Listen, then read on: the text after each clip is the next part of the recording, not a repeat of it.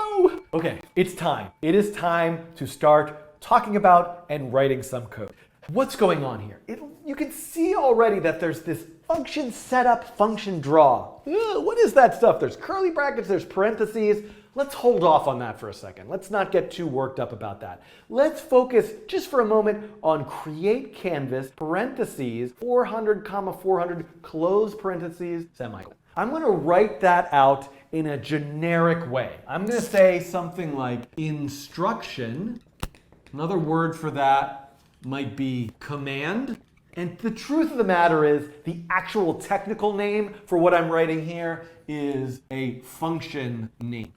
Function name. Instruction, parentheses, some number, comma, some other number, I don't know, comma, some other number, comma, dot, dot, dot. Well, let's not put that there. Close parentheses, semicolon.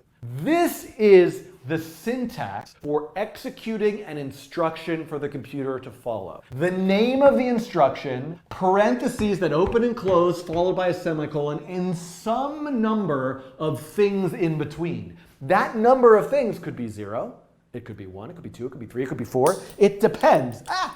So now, if we go back to create canvas, we can see, look, the instruction is create canvas, parentheses, 400, 400. So ask yourself, pause the video for a second, what does 400 mean and what does 400 mean? I mean, it means the number 400, but like, why is it the number 400? What is it doing? Okay, are you back? Did you think about it? Well, one way to try to figure this out is for me just to say, well, why don't we just change the number to 200? And nothing changed. Why didn't it change? Because it ran the program already. I have to tell it to rerun the program. Oh, it's half as wide, but just as tall.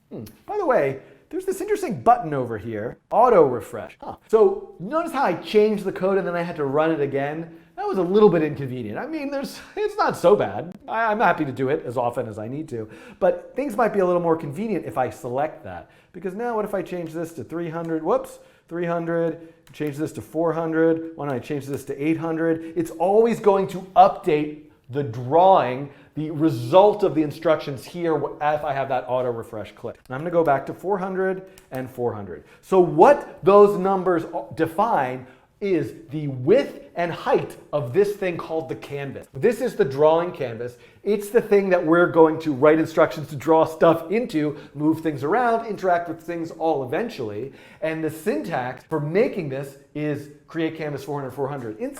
Interestingly, what happens if I delete this? Woo! So P5, by the way, will always put a canvas there for you. If you forget to say create canvas, it made a canvas there for you, but it just didn't know how big to make it, so it picked some arbitrary size, probably 100 by 100. But let's put that back. There's 400 by 400. There's a really important thing that I want to talk about. But let's come back over here. So create canvas. This is the function name. Let's use the real terminology. You can think of it like a command. Create canvas. That's your command. These are called the arguments. I think earlier I didn't actually say this, but if you were giving me instructions to do some exercises and you said, do some jumping jacks, I would say how many? You need to modify, you need to provide parameters for how I should execute the instruction. The instruction is create the canvas with a size of 400 by 300 pixels, meaning create an area on the screen that I can draw to that's 400 pixels wide, 300 pixels high. If the concept of pixels is new to you, on a computer screen, every single color that you see is, if you zoom way into it, is a single dot. Now there's all sorts of weird funny business going on because we have all these high density displays now that have multiple pixels for every pixel, but all that aside, the idea here is if I were to zoom way in, way in, and count all the dots, there'd be 400 of them. And there's 400 wide, and let's change this to 300 just so we can see that it's a little bit different. 400 by 300. So this is the idea. Now, we have to ask a really important question, and I've totally forgotten to bring this up. What is the difference between JavaScript? We haven't even really gotten to the drawing stuff yet, but don't worry, we will. JavaScript and P5. Is create canvas P5 or is it JavaScript? Is 400, 300 P5 or is it JavaScript? This is not an easy question to answer, and it's a question that I hope will resolve itself for you over time as you program more and more and learn about other libraries besides P5 that work with the JavaScript language. But the key thing is here, the language, the syntax, the fact that you need parentheses and commas and semicolons and names of functions go here, that is the JavaScript language. To call a function in JavaScript is to write the function name followed by parentheses with commas for the arguments and a semicolon. That's JavaScript. Create Canvas is a function that exists that is defined inside of the P5 library. So if you did not have P5, if you weren't using the P5 web editor, you were in some other environment and you wrote Create Canvas, you might get an error message saying, I don't know what Create Canvas is. All programming environments and editors allow you to import other libraries, but the P5 web editor has done this for you. So the fact that we can execute P5 commands, write Create Canvas, and there's a lot more of them, is because we're using the P5 library. The way we execute that command, where the semicolon goes, where the parentheses go, where the commas go, that is all the JavaScript language itself, the syntax. I hope that gives a little bit of clarity. There's more to it than that. You'll have many more questions, but hopefully I'll keep answering that as we go. All right, so now, where can I find out about other commands that I can write besides Create Canvas? And when I say commands, I really mean functions, but I like to use the word command at least at the beginning because it's a little clearer to talk about what it is we're actually doing here, you and me. But technically, these are functions that we're calling. All right, so the answer to that question is the P5.js website. If I go to the P5.js website and I click on this link called reference, this link on reference has every single function that's part of the P5 library. So somewhere on here I could do a find. We can find Create Canvas. And I could click on Create Canvas and learn more about Create Canvas. This is known as the documentation. Programming languages and programming libraries and frameworks they should at least have documentation where you go to read about how the thing is supposed to work. I could make like thousands and thousands of videos and just go through every one of these and explain it to you. But learning to program is not just learning how to write the instructions and the syntax, it's learning how to read documentation. So the functions that I want you, if you're watching this video series, which I guess you are, to follow first are the ones that are under 2D primitives. This is where we're going to start. There are lots of functions, and go and explore them all. Don't listen to me. But for your first exercise after you watch this video, just limit yourself to triangle, rect, which is short for rectangle, quad, which is any shape that has 4 vertices to it, 4 sides, edges, point, which is a single point, line, which is a line, ellipse, which is a fancy name for circle, but it could be sort of squash, or and arc. So all of these, arc probably needs its own video to talk about how arc works. But you can explore these and experiment with them. Let's just make a guess. Let's start with rect for rectangle, and let's not even click on it yet. I'm just going to go over here, and now the drawing, I need to talk about what setup and draw are. What are these blocks of code? Why do they start with a curly bracket and end of bracket? I'm going to come back to that. For right now, we should understand that setup is the place where Create Canvas goes. At the beginning, we're going to set up our canvas. Draw is the place where I'm going to put my stuff to draw stuff to the canvas. There's more to it than that, but that's the way to think about it right now. So I'm going to go in here, and I'm going to say, I'm going to zoom back out, RECT, find out what it means to me. I'm going to put some numbers in there. Shout them out. I can't hear you, sorry. I'm going to say like 100, 50, 25, nothing's there yet, 75, 785, 75. Look at that. Suddenly there's a rectangle there. So even just through guessing, right, we know the name of the instruction, rectangle, rect, R-E-C-T. We know that we need to then put maybe some numbers in between parentheses and then end with a semicolon. We could just try. I mean, weirdly, like, could I put another number there? Whoops, I messed up. Could I put another number there? Oh yeah, oh look at that. What did that do? So what's going on? So you know what, I'm gonna actually take the time to explain the rectangle function to you. Then we're gonna look at the reference page, and then I don't need to do really the other ones because you can then do this for yourself. You can type the command in, you can type the numbers in, you can sort of play around and guess, you can read the reference page and try to fix it. Then you can ask me questions in the comments and hopefully I'll be able to respond to you. Okay, so I need to give myself a little space here. And what I want to do is draw the canvas for you. Then what I want to do is write out this function rect, and I'm going to say 100. What did I put actually in here? I put 150, 25, 75. 150, 25, 75. So how do these arguments define the way to draw a rectangle, right? RECT means draw a rectangle. Here are the properties of the rectangle that I want to see. In order to understand what these numbers mean, we need a little bit of background knowledge about this two-dimensional space itself of the canvas. We need to think about something called a Cartesian coordinate system. So a Cartesian coordinate system, named for the French mathematician René Descartes, Cartesian, is a way of describing a two-dimensional space and saying like this spot can be identified by this quote-unquote XY position, or this horizontal and vertical position. If you've taken some type of math or geometry class, depending on where you are in your sort of learning the world journey, you might have seen a graph that looks like this, with some ticks on it, up and down, and you might have learned like, oh, this is something called the x-axis, and this is something called the y-axis. And if I say, here's a point 3, 4, I go, this is somehow the point 0, 0, the origin, the center. 3, 4 would be 1, 2, 3, go up, up, and then 1, 2, 3, 4 refers to this position right here within the Cartesian coordinate system. A 2D canvas being drawn by P5 is also a Cartesian coordinate system, but it's a little bit confusing because the default, the standard way a coordinate system when pixels and computer graphics is defined does not look exactly like this. The equivalent of this 0, 0 being the origin is actually up here at the top left.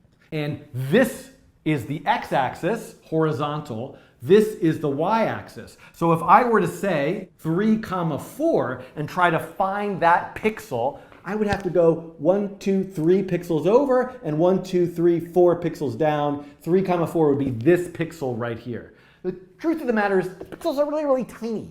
Right? This is very similar to a piece of graph paper, and that might be a way of kind of like playing, you could stop and go get a piece of graph paper and try to like draw a big canvas on it and try to position where things are. That's the idea of what we're doing here. The pixels are really tiny, so in many ways, so you have to more imagine like this is 0, this is pixel 0, and the width is 400, and this is gonna make you a little bit crazy. The last pixel is actually pixel 399. Oh, that's so weird. Think about that though. I'm a little bit off on a tangent here. That's not. But it comes up again and again. Let's say it's 5 pixels wide. There are 5 pixels, but the first pixel is 0.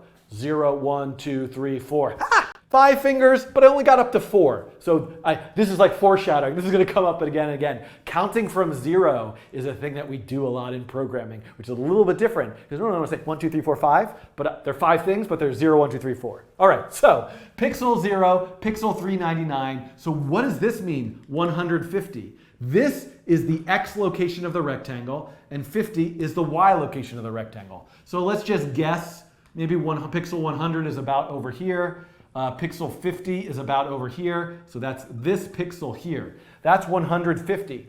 This is the width of the rectangle, and this is the height of the rectangle. That's about 25 pixels. Maybe that's about 75 pixels. So that is how we define the rectangle. The first 2 arguments are the xy of the top left. The third argument is the width. And the last argument there is the height. And there we see the rectangle. I clearly didn't draw this perfectly, but if we come back here, we can see that's exactly what you see right here. And I could start changing these numbers around. And I could say 150, and I could say 75, and I can move it over to 175, and it's going to be over there, and I can move it up to 0, and it's going to be there. So you can see, this is what you can play around with now, changing those numbers.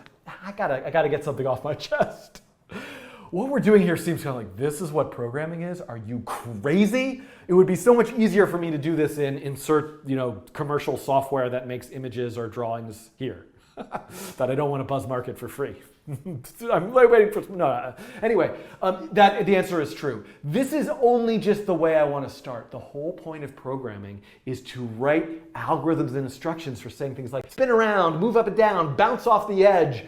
How could I turn this into the game Pong, where that's actually the paddle that moves up and down? I'm gonna get there. But so this is a little bit of like not really how programming works, but it's a good place to get started and feel comfortable. And so basically, you know, what your assignment is, if you choose to accept this assignment, is to make your own drawing. Make your own drawing. Maybe make a drawing of somebody, a friend of yours, or someone in your family, a little portrait of them, or a self-portrait, or do something abstract, or draw a landscape, or something that, you know, so I won't be on it. So just try to make a drawing. And how are you gonna, all I did was show you a rectangle. I've been like talking for like 2.5 hours. All I got was this rectangle on the screen. So how are you gonna do more than that? I'm gonna leave you to it a little bit.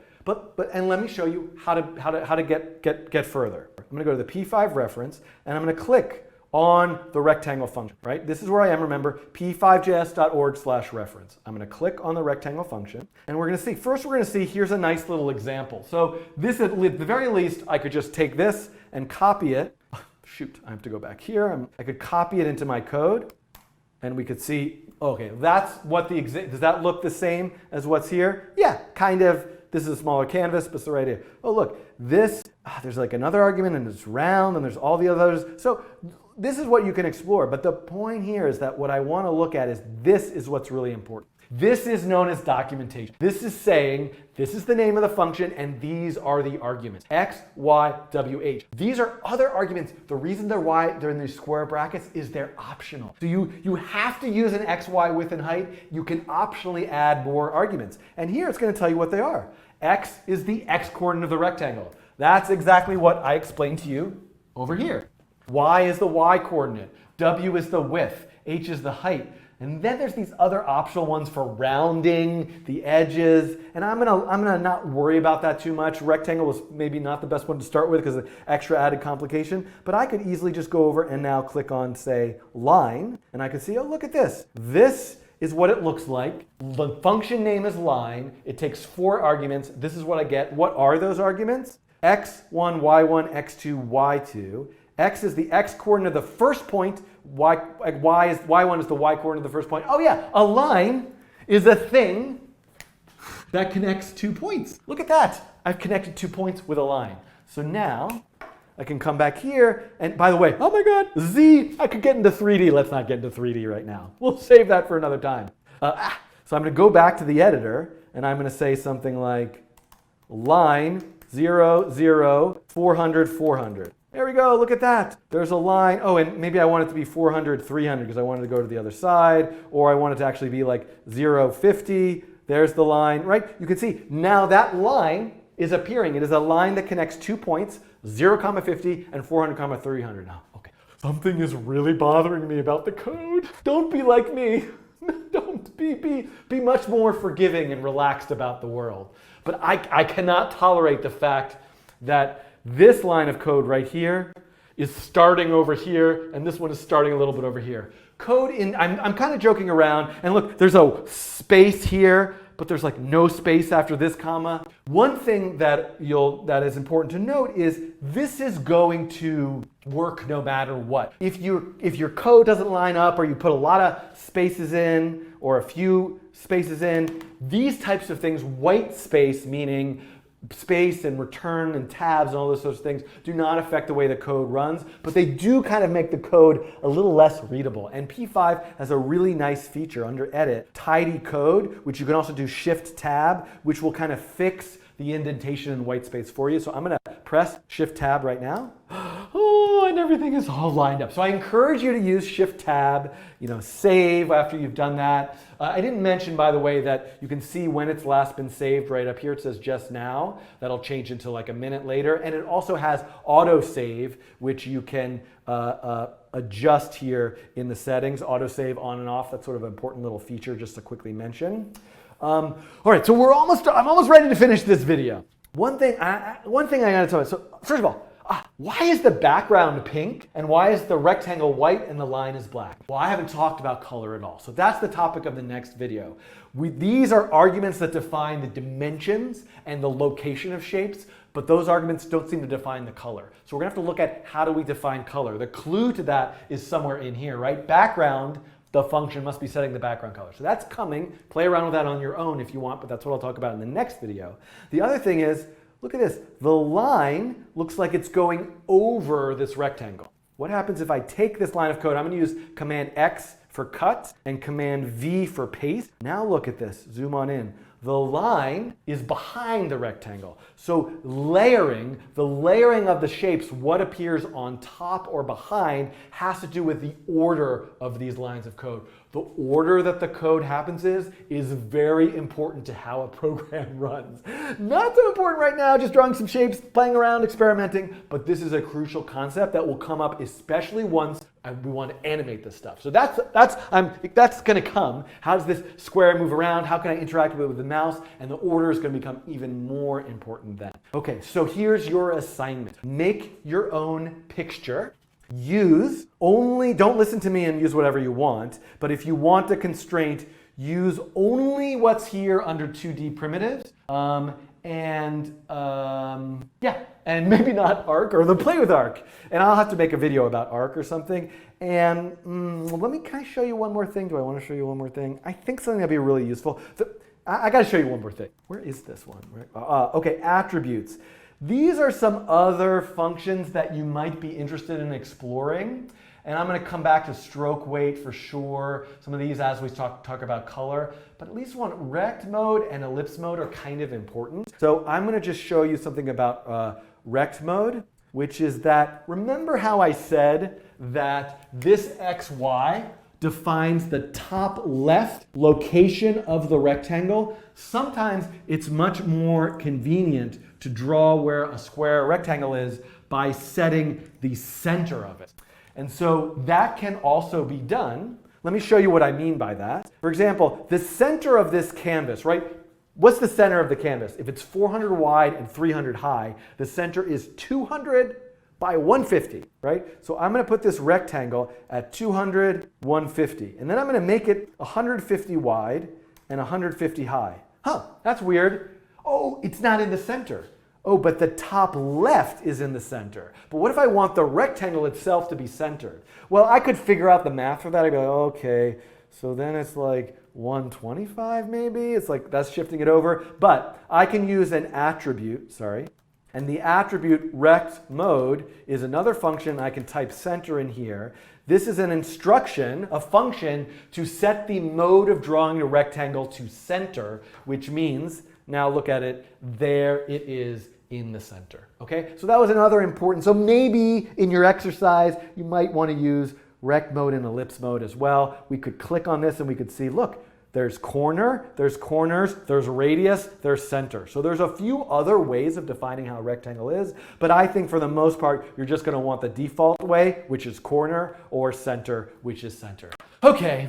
You know, when I said I was going to do these videos, I sort of imagined doing a whole bunch of like 2 or 3 minute ones. So I've completely failed at this. This became kind of a long one about drawing, but hopefully you got the basic idea. And I look forward to seeing what you make. You can share links to the P5 sketches you create after watching this video in the comments. So I'll click on them and look at them, and that'll be exciting. Okay? Thanks for watching, and see you in the next video where I'll talk about color.